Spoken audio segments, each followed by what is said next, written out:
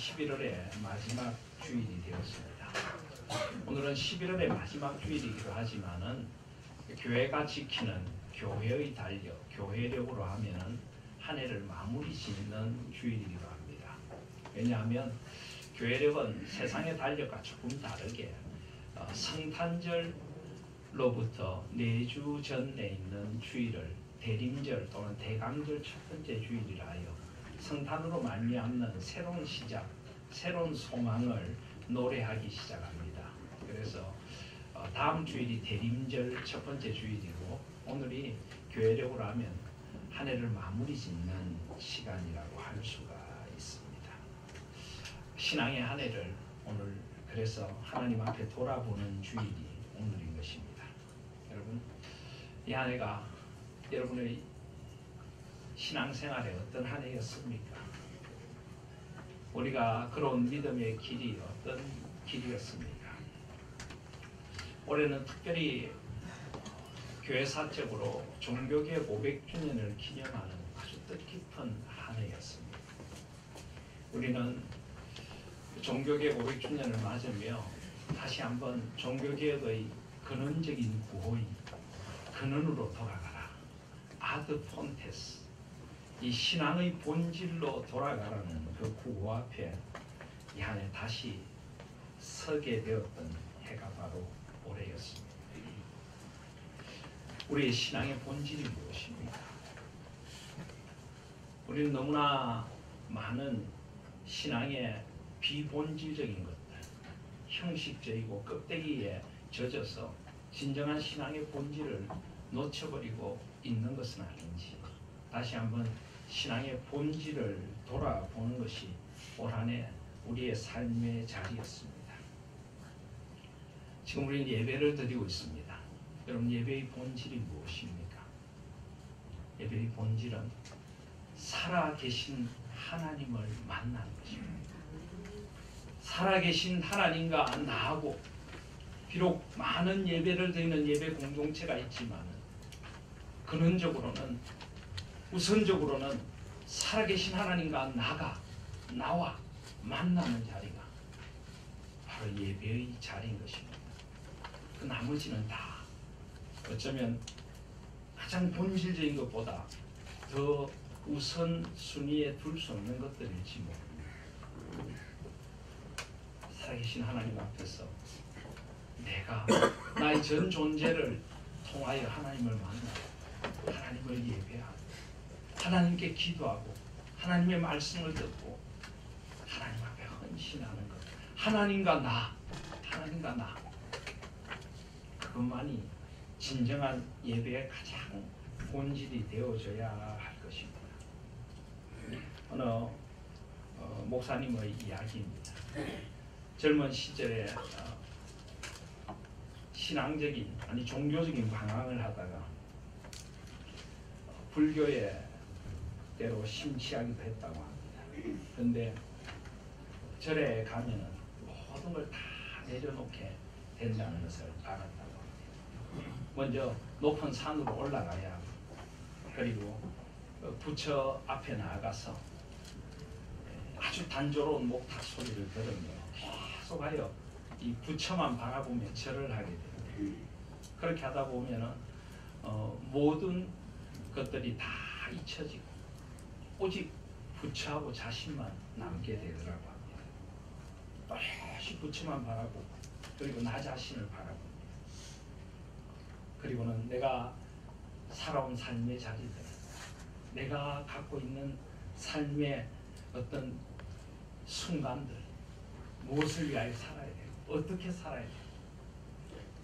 오롯이 부처와 나 그것만 남게 되는 것이 불교들하고 이야기를 했습니다. 그런데 문제는 그 다음입니다. 부처와 나만 남는데 그 다음이 없더라는 겁니다. 나는 여전히 절망하고 있고 나는 여전히 누군가의 도움이 필요한데 부처는 인자하게 웃고만 있더라는 것이죠. 저 부처가 도대체 나의 아픈 마음을 알아주긴 할까? 그 다음이 없는 겁니다. 나를 발견하긴 했는데 나의 절망을 만나긴 만났는데 이 절망을 소망으로 바꿔줄 그 무엇이 없더라는 것입니다. 불공을 마치고 나와 선임을 붙들고 물어보아도 여전히 번뇌다 잊어라 하는 이야기만 합니다. 그래서 결국 그 목사님은 정말 나를 아시고 나의 이 모든 절망을 소망으로 바꿔주시고 나의 모든 문제 속에 찾아오셔서 내 문제들을 해결해 주실 수 있는 분은 안 계실까? 그러다가 결국 살아계신 하나님을 만나게 되었습니다. 하나님께서 그 목사님에게 그렇게 찾아오신 것이었습니다. 부처처럼 인자한 미소를 짓고 계신 분이 아니라 십자가 위에서 우리를 위해 고통을 받으신 분. 수고하고 무거운 짐진 자들아 다 내게로 오라. 내가 너희를 쉬게 하리라. 온유하고 따뜻한 심장을 가지신 분. 살아있는 피를 가지신 분. 우리를 깨끗하게 해주실 수 있는 그 보배로운 피를 우리를 위하여 기꺼이 흘리신 분. 그분을 만나게 되었습니다. 신앙의 본질은 그분과의 만남 말고는 다른 것이 없다는 것을 발견한 것입니다. 그런데 그 목사님이 왜 그런 이야기를 하는가 하면 신앙의 세계 안에 들어가 보니까 그 하나님만 오롯이 바라보고 그 하나님만 만나야 되는데 많은 사람들이 하나님을 믿는다고 하면서 그 하나님을 만나지 않더라는 것입니다. 오히려 불교를 믿는다는 사람들은 그 나무나 쇠로 만든 우상 덩어리일 뿐이지만은 그 우상 덩어리와 자신을 오롯이 바라보는데 도대체 우리는 뭘 바라보고 있는가? 예배를 드리러 나오면서도 하나님을 오롯이 바라보기보다는 너무 다른 것들이 우리의 마음을 다 빼앗아 도대체 무엇을 하기 위하여 이 자리에 와 있는 건지, 무엇을 바라보는 것인지, 누구를 만나기 위해 이곳에 와 있는 것인지. 예배의 본질, 그 생명도 없는 그 부처의 상을 향해서도 그렇게 마음을 쏟는데 도대체 살아계신 하나님을 만나는 우리 예배의 자리에 그 하나님과의 만남이 이토록 없는가? 그런 마음 아픔을 안고 그런 이야기를 하게 되는 것입니다. 사랑하신 여러분, 신앙의 본질은 오직 살아계신 하나님, 그리고 그 하나님을 예배하고 만나고 그 하나님을 신뢰하는 것입니다. 올 한해 우리는 이 신앙의 본질로 돌아가야 한다는 끊임없는 목소리를 들었습니다. 우리 하나님교회도 마찬가지입니다.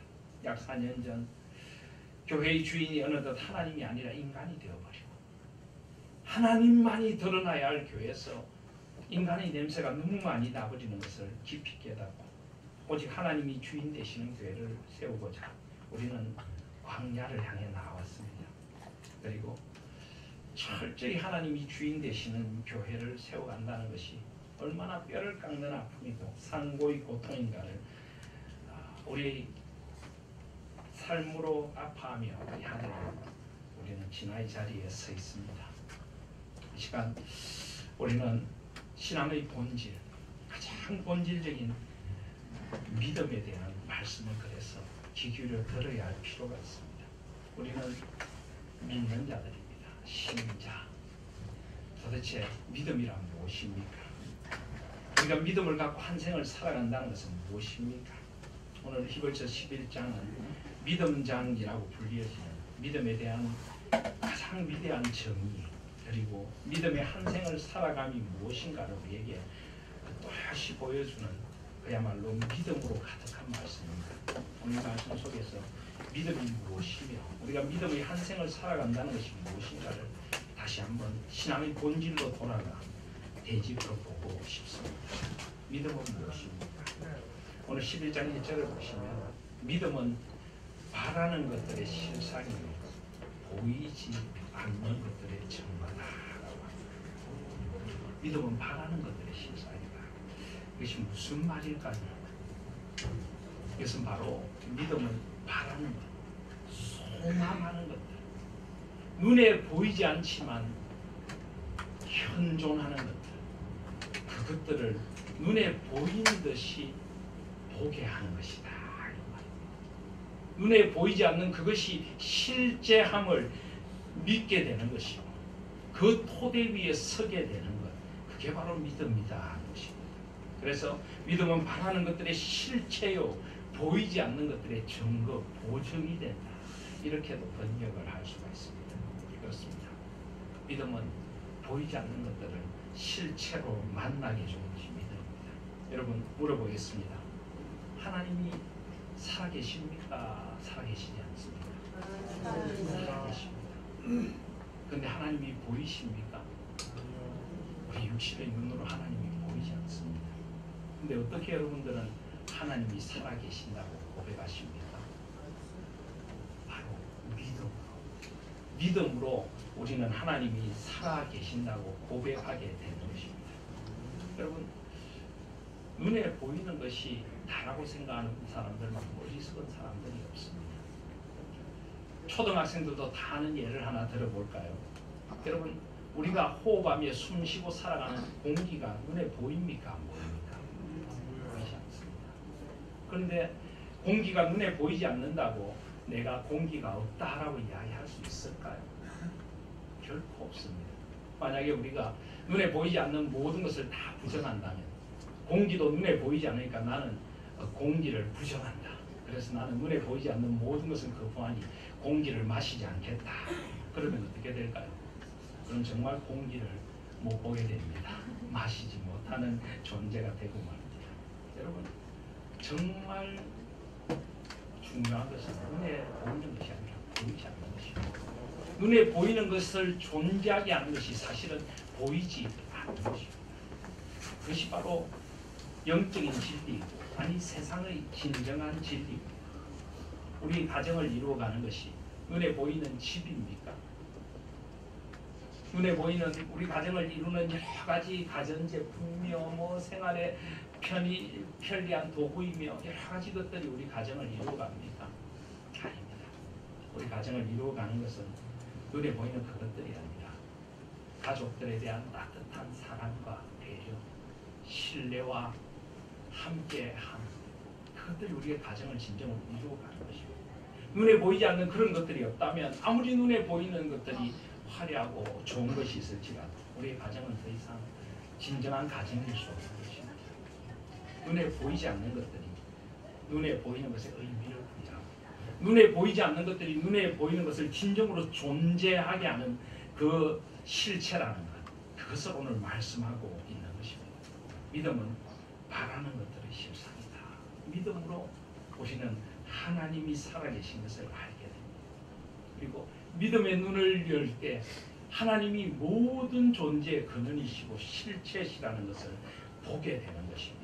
보이지 않는 것들의 정근이에요. 그렇습니다. 여러분 우리가 구원을 받는 것도 마찬가지입니다. 여러분 우리가 무엇으로 구원을 받습니까? 믿음으로 구원을 받습니까? 히브리서 10장 38절에 보시면 나의 의인은 믿음으로 말미암아 살리라. 오직 의인은 믿음으로 말미암아 살리라. 우리는 믿음으로 구원을 받습니다. 그런데 사실은 우리를 구원하시는 주체, 구원이라는 것은 죄에서 건져낸다라고 하는 것입니다. 우리를 죄에서 건져내시는 분이 믿음입니까? 아닙니다. 하나님이십니다. 하나님만이 우리를 구원하실 수 있습니다. 우리를 창조하시고 우리의 모든 존재를 아시고 우리의 죄의 문제를 그 아들 그리스도의 피로 해결해 주신 오직 한 분, 그분만이 우리를 죄에서부터 구원하실 수 있습니다. 예수 그리스도의 피로만이 우리는 깨끗함을 입고 그 보배로운 피로 우리는 죄 씻음을 받아 하나님의 자녀가 되는 것입니다. 오직 예수 그리스도만이 구원주이십니다. 우리를 죄에서 구원할 한 분이십니다. 그리고 하나님의 은혜가 우리에게, 그 구원의 은혜가 우리에게 부어진 것입니다. 그런데 하나님이 살아계시고 내가 하나님 앞에 구원받아야 할 죄인이고 그 하나님의 은혜가 아니고는 내가 이 세상에 도무지 구원의 소망이 없다는 것, 하나님의 구원의 은혜를 누릴 때 나에게 진정한 생명이 임한다는 것을 어떻게 압니까? 하나님은 우리에게 믿음이라는 선물도 주십니다. 그래서 우리의 영혼의 눈을 열어 하나님이 살아계신 것을 보게 하고, 우리의 영혼의 눈을 열어 그 하나님을 나의 하나님으로 고백하도록 하고, 그 하나님 안에 있는 진정한 인생의 실체, 생의 실체를 보게 하셔서, 구원의 실체를 보게 하셔서 우리가 그 믿음으로 구원의 자리에 이르도록 만들어 주시는 것입니다. 그래서 그 살아계신 하나님을 보도록 하는 것, 그 하나님의 구원의 은혜를 누리도록 하는 이 우리와 하나님을 연결시키는 끈이 믿음이다. 바로 그런 말입니다. 그래서 믿음은 보이지 않는 것들이 증거인 것입니다. 2절에 보면 선진들이 이로써 증거를 얻느니라. 이 증거 하나를 안고 살아갔습니다. 오늘 말씀의 4절 이하에 보면 믿음으로 라면서 믿음으로 살아갔던 우리의 신앙의 선진들의 생애를 계속하여 이 히브리서 11장은 그려내고 있습니다. 어떻게 보면 그들의 인생은 단 한 절에 묘사됩니다. 믿음으로 아벨은 가인보다 더 나은 제사를 하나님께 드림으로 의로운 자라 하시는 증거를 얻었으니 하나님이 그 예물에 대하여 증언하심이라. 그가 죽었으나 그 믿음으로서 지금도 말하느니라. 아벨의 삶은 한 줄에 요약이 됩니다. 에녹의 삶도 마찬가지입니다. 5절에 보시면 믿음으로 에녹은 죽음을 보지 않고 옮겨졌으니 하나님이 그를 옮기심으로 다시 보이지 아니하였느니라. 그는 옮겨지기 전에 하나님을 기쁘시게 하는 자라는 증거를 받았느니라. 그런데 이들의 삶이 단 한 줄에 요약되는 삶이지만 사실은 이들의 삶의 자리가 얼마나 힘들고 고단한 삶이었겠습니까? 우리는 모두 에덴 동산 창세기 3장 이하를 살아가는 사람들입니다. 창세기 3장 17절에 보시면 아담에게 이르시되 내가 내 아내의 말을 듣고 내가 내게 먹지 말란 나무의 열매를 먹었은즉 땅은 너로 말미암아 저주를 받고 너는 평생에 수고하여 그 소산을 먹으리라. 땅이 내게 가시덤불과 은근키를 낼 것이라. 내가 먹을 것은 밭의 채소인즉 내가 흙으로 돌아갈 때까지 얼굴에 땀을 흘려야 먹을 것을 먹으리라. 우리는 가시덤불과 은근키와 싸워야 하는 존재이고 평생의 수고의 땀을 흘려야 하는 존재, 바로 하나님 앞에서 우리는 그런 존재가 되고 말았습니다. 그런 존재인 우리를 소망을 갖고 살게 해주는 힘이 무엇입니까? 그런 존재인 우리가 영혼에 맞닿아 있는 영원하신 하나님께로 나아가는 존재가 되도록 해주신 것이 무엇입니까? 그것이 바로 믿음인 것입니다. 선진들은 그 믿음 하나를 안고 눈에 보이지 않지만 실제로 존재하시며 실체이신 하나님 앞에서 믿음의 눈을 열어 세상을 새롭게 보고 새로운 눈으로 세상을 살아갔던 것입니다. 그래서 3절에 보면 믿음으로 모든 세계가 하나님의 말씀으로 지어진 줄을 우리가 아나니 보이는 것은 나타난 것으로 말미암아 된 것이 아니니라. 보이는 것은 잠깐이요 보이지 않는 것은 영원하다. 믿음의 눈이 열려야 한다는 것입니다. 여러분, 그런 의미에서 믿음은 무엇과 같을까요? 믿음은 안경과 같습니다. 안경. 우리는 다 안경이 필요합니다. 연세가 들면은 노안이 와서 안경을 써야 제대로 보이죠. 그런데 연세가 드셔도 눈이 강강하신 분들이 있습니다. 노안이 오지 않고 볼 수 있는 그런 복을 누리시는 분들도 있습니다. 그런데 여러분, 사실은 육신의 눈이 건강하시든 건강하시지 않든 우리 사람 모두에게는 꼭 필요한 안경이 하나 있습니다. 믿음의 안경입니다. 그 안경은 꼭 끼셔야만 합니다. 그 믿음의 안경을 껴야 세상의 실체가 보이기 시작합니다. 온 세상이 믿음으로 말미암아 하나님의 손으로 지음받은 것을 깨닫게 되는 것입니다. 어떤 사람들은 신앙을 비논리적이다, 비합리적이다. 어떻게 이 세상이, 이 정교한 세상이 하나님이라는 분의 말씀 하나로 지어질 수 있는가? 이 자연계의 거대한 법칙, 이 우주의 거대한 그 신비가 어떻게 말씀 하나로 지어질 수 있는가? 그래서 신앙은 논리적이고 합리적인 것이 아니라 고백적인 것이다, 이렇게 이야기하는 사람이 있습니다. 과연 그럴까요? 과학을 조금만 깊이 공부해 본 사람들은 그런 말을 못합니다. 이 온 세상, 이 우주의 신비를 조금만 깊이 들여다본 사람들은 그런 말을 못합니다. 도무지 인간의 논리와 인간의 생각으로는 설명될 수 없는 신비로운 현상들이 이 세상에 얼마나 많이 존재하는지 모릅니다. 이 세계의 기원에 대하여, 이 세계를 움직이는 힘에 대하여 과학자들은 아무리 연구를 해도 알 수가 없는 것입니다. 그래서 결국은 알 수 없다는 것에서 나온 이론들이 무슨 빅뱅 이론이니 다양한 그런 무슨 혼돈, 카오스 이론이니 결국은 알 수 없다는 것입니다. 왜 알 수 없을까요? 믿음의 눈이 닫혀있기 때문에. 그 모든 것의 근거인 하나님을 알지 못하면, 모든 존재의 근원이신 하나님을 알지 못하면 이 세상은 결코 설명될 수가 없습니다. 그런데 하나님을 그 한가운데 놓으면 그때부터 모든 것의 신비가 풀려나가기 시작합니다.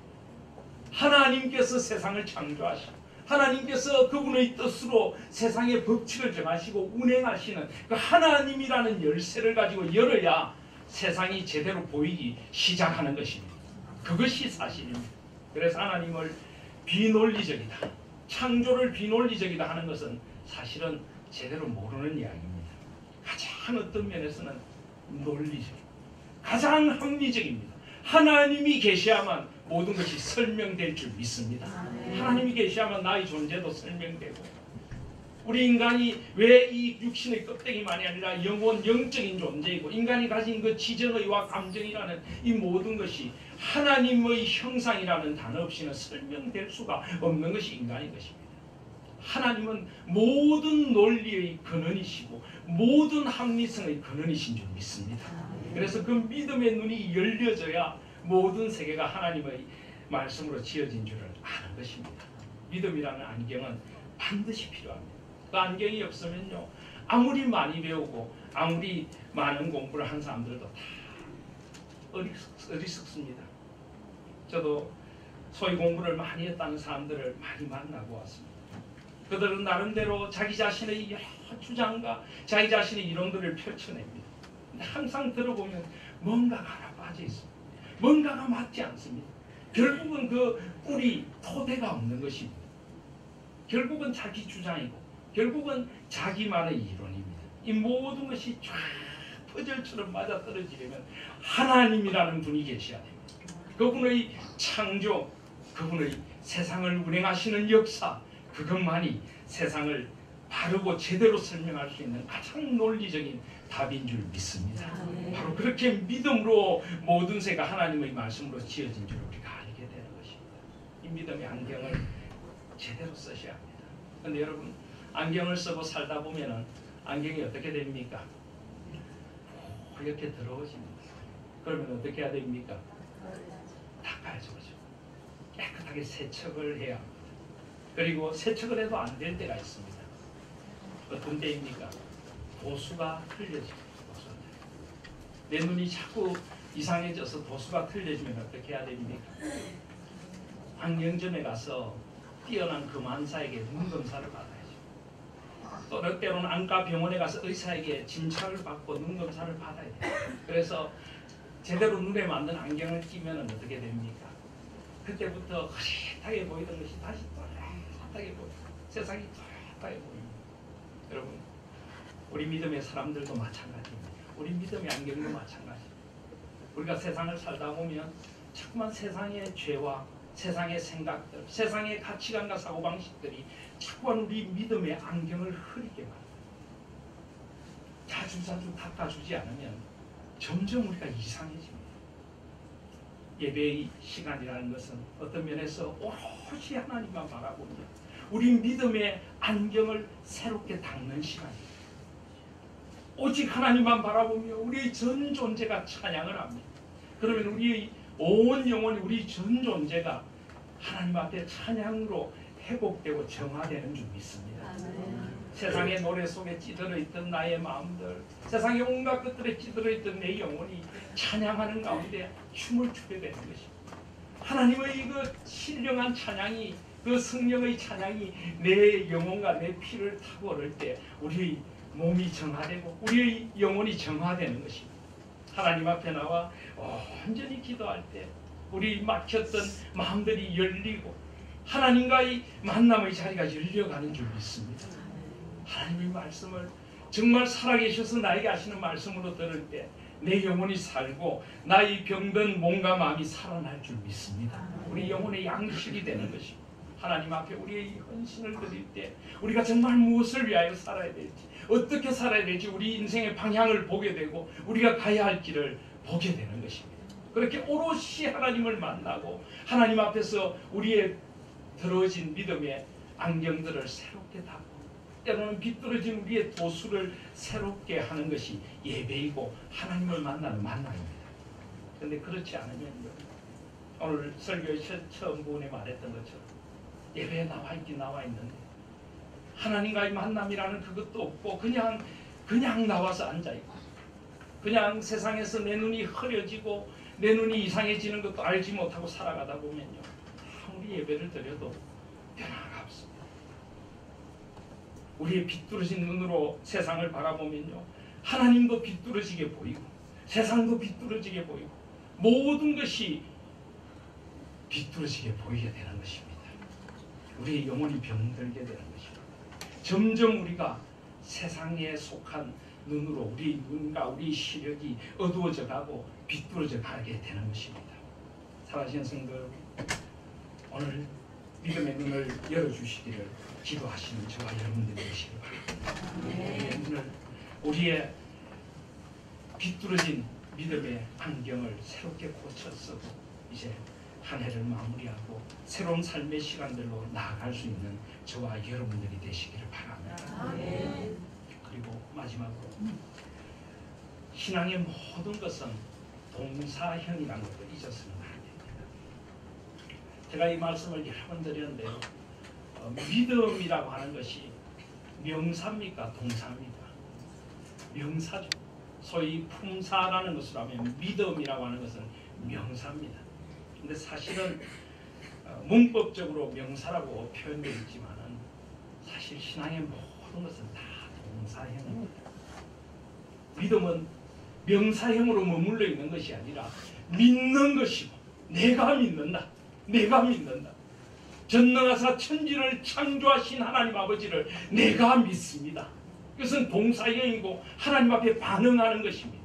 이것은 나의 의지적인 결단이고 그 주관적으로 객관적으로 존재하신 하나님을 나의 주관으로 받아들이는 나의 삶의 동사로 나타나져야 하는 것입니다.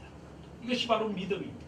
여러분, 하나님은 객관적으로 존재하시는 분입니다. 하나님은 내 주관 속에 있는 분이 아닙니다. 우리의 육신의 눈에 보이지 않지만 하나님은 객관적으로 살아계시고 온 세상의 창조주이시고 역사의 구원자이시고 모든 것의 운행자이신 하나님은 분명히 존재하십니다. 이 세상은 하나님이 말씀으로 창조하신 세상이고 하나님의 세계가 분명히 존재합니다.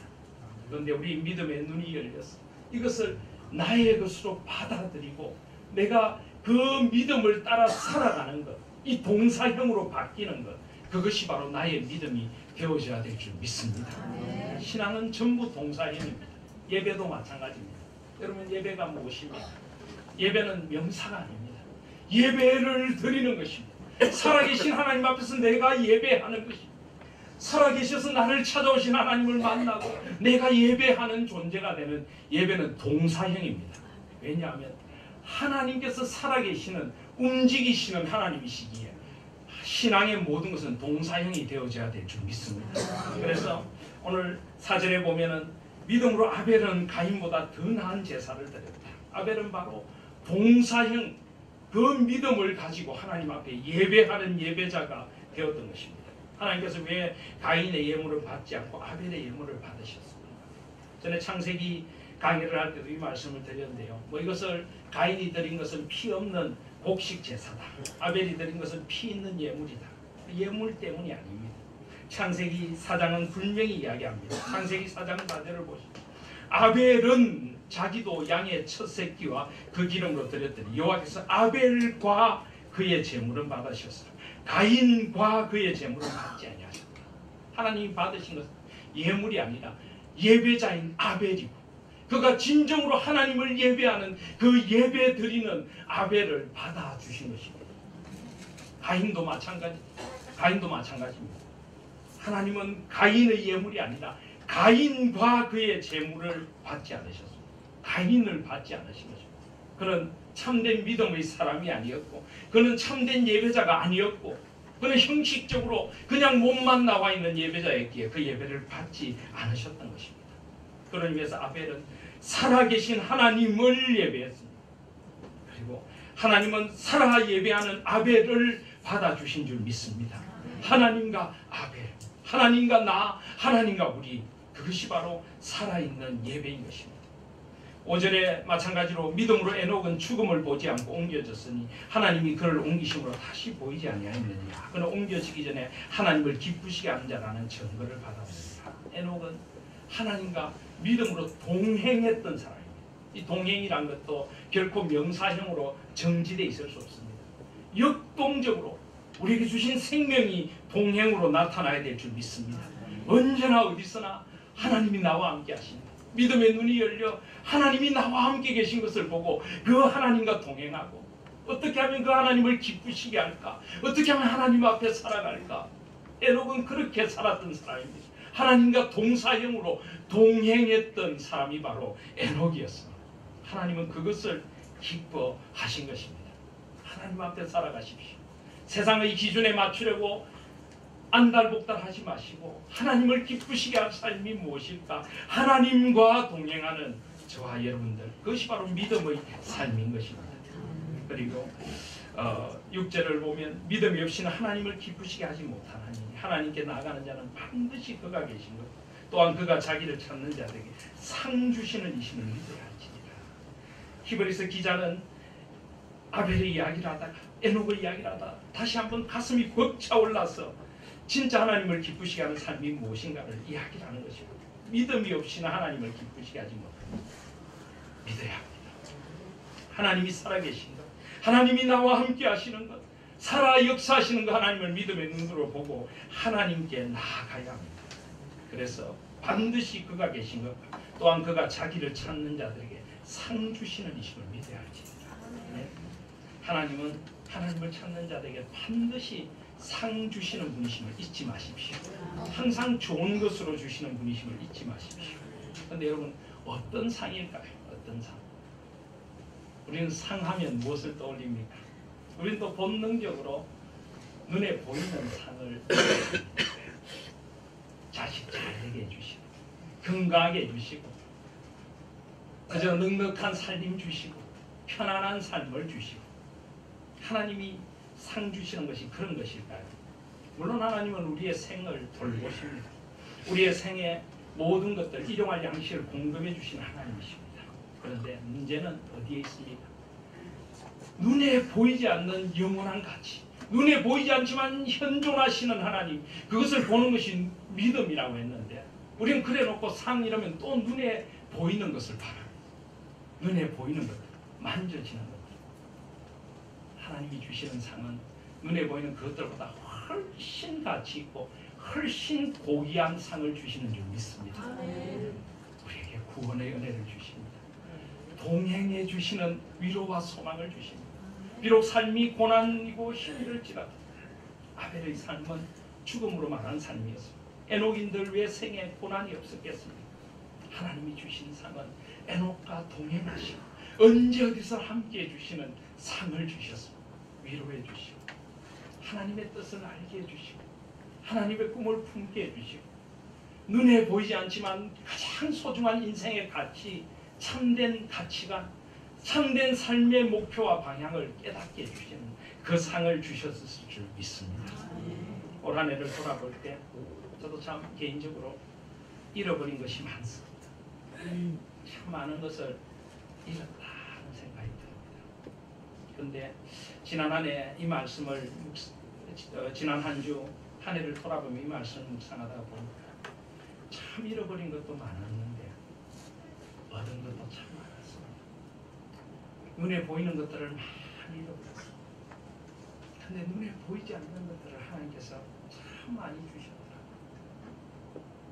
저를 향한 하나님의 진정한 뜻을 깨닫게 해주시고 저를 향한 하나님의 그 인도하시는 손길을 깨닫게 해주시고 그 아픔과 힘듦의 시간들을 살아가면서 위로해 주시고 함께 믿어주고 손잡고 갈 귀한 믿음의 사람들이 있어주시고 이런 게 참 많았지만 생각하니까 눈에 보이는 것들은 많이 이렇지 눈에 보이지 않는 더 많은 것들을 하나님께서 우리에게 주셨음을 믿습니다. 그것이 우리의 상인 것입니다. 그래서 노아는 믿음으로 노아는 아직 보이지 않는 일에 경고하심을 받아 경외함으로 방주를 예비했다. 어떻게 보면 세상의 논리라면 참 어리석지만 비가 오지 않는 그 오랜 시간을 지나가며 무려 120년의 세월 미국의 미식 축구장보다 더 큰 방주를 짓고 있는 노아 어리석지 않습니까? 세상적으로 보면 어리석고 세상적으로 보면 비합리적이고 세상적으로 보면 비논리적입니다. 그러나 결코 노아는 비상식적인 사람이 아니었습니다. 그는 눈을 들어 하나님이 살아계신 것을 보아 그 하나님이 약속하신 것을 반드시 이루어 줄 줄을 그는 알았습니다. 그는 어떻게 보면 가장 합리적이고 가장 상식적이고 가장 논리적인 사람이었습니다. 그래서 하나님이라는 논리의 기준에 그의 삶을 맞추고 그는 이 길을 걸어갔던 것입니다. 사랑하시는 성도 여러분, 하나님이라는 진정한 기준, 진정한 실체, 우리의 삶에 초점을 맞추고 걸어가실 수 있는 저와 여러분들이 되시기를 바랍니다. 그런 노아를 의의 상속자라 하셨습니다. 아브라함은 부름을 받았을 때 갈 바를 알지 못하고 갔습니다. 아브라함은 많은 것을 포기해서 그가 누리고 있던 모든 것, 그의 고향 땅, 안전, 관계들, 그 모든 것을 다 내려놓고 나아갔습니다. 인간적으로 볼 때 그는 비상식적인 사람입니다. 그는 무모한 사람입니다. 그러나 아브라함은 또 다른 눈을 가지고 있었습니다. 하나님이 열어주신 눈.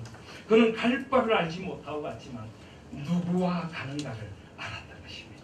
하나님이 열어주신 그 길을 그는 가고 싶었습니다. 인생의 순례자가 되고 싶었던 것입니다. 그래서 13절에 아브라함과 이삭과 야곱, 사라 그들의 인생을 특징 짓는 말을 이렇게 이야기합니다. 이 사람들은 다 믿음을 따라 죽었으며 약속을 받지 못하였을 때 그것을 멀리서 보고 환영하며 또 땅에서는 외국인과 나그네임을 정언하였다. 어차피 우리는 인생의 순례자입니다. 여러분 인생을 여행객처럼 살지 마시길 바랍니다. 여행객들은 그냥 잠깐 머무는 것들을 그냥 즐기기 위하여 구경하기 위하여 사진 한 장 찍기 위하여 살아갑니다. 나 순례자는 그렇게 살아가지 않습니다. 순례자는 돌아가고자 하는 본향이 있습니다. 삶의 순간순간 나를 순례하게 하시는 하나님을 바라보며 하나님 안에서 생애 참된 의미를 생각하며 한 걸음 한 걸음을 걸어갑니다. 함께 걸어가는 순례자들을 소중히 여기고 그들과 서로 돌아보아 사랑과 선행을 경계하며 그 길을 함께 걸어가는 것입니다.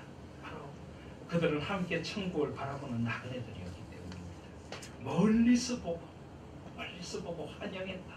이게 환영했다는 것은 그것을 온 전 존재로 받아 웰컴 제 영원한 하나님의 나라를 바라보며 그 가치를 향하여 기꺼이 그들은 인생의 순례자가 되기를 원하였습니다.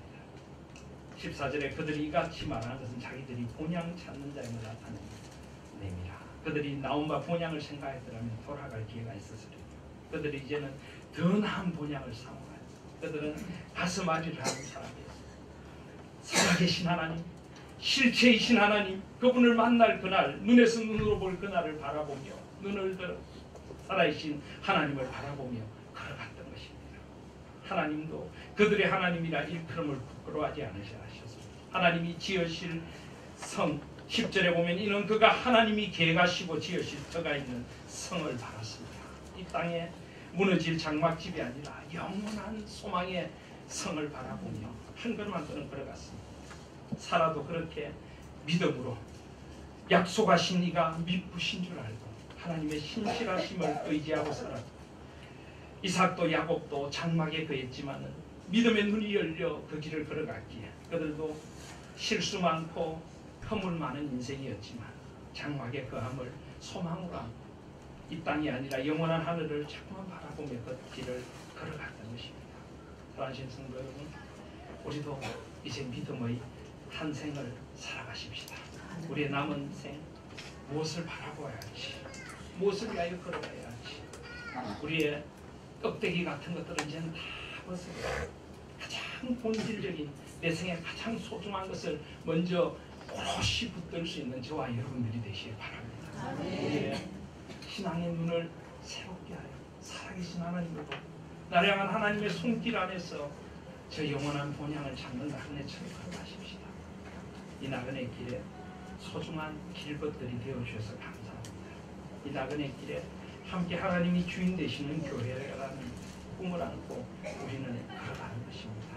우리가 어디서 무엇이며 다시 만나도 이 믿음의 본질, 이 믿음의 나그네 길을 걸어가는 그 아름다운 소망 하나를 놓치지 않고 우리가 부여잡고 살아간다면 우리는 함께 믿음의 소망을 나눌 수 있는 귀한 하나님의 사람들이 될 것을 믿습니다.